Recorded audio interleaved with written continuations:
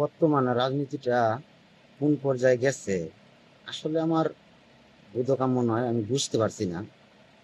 কারণ দুঃসময়ে বাংলাদেশ জাতীয়বাদী দল বিএনপির হাল ধরে রেখেছেন মির্জা ফখরুল ইসলাম আলমগীর স্যার। উনি এখন এই মুহূর্তে উনি চাইতেছে অবসরে যাওয়ার জন্য।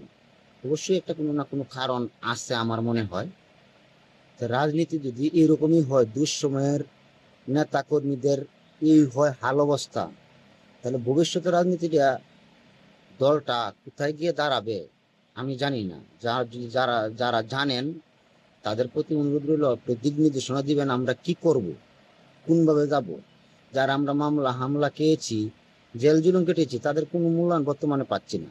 যারা আরাম আয়াসে দিন কাটিয়েছে, যেমন সালাউদ্দিন স্যার, উনি ভারতে দীর্ঘদিন আরাম আয়াসী দিন কাটিয়েছেন।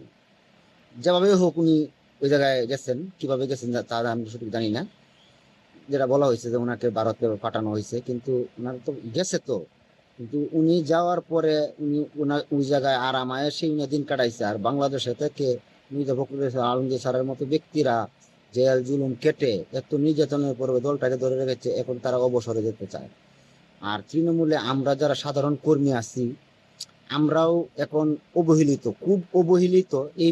এই কারণে দলের ভূত ভবিষ্যতে কি হয় আসলে আমার বুঝে আসে না। যদি কেউ বুঝেন তাহলে একটু পরামর্শ দিবেন যে আমরা কি করব।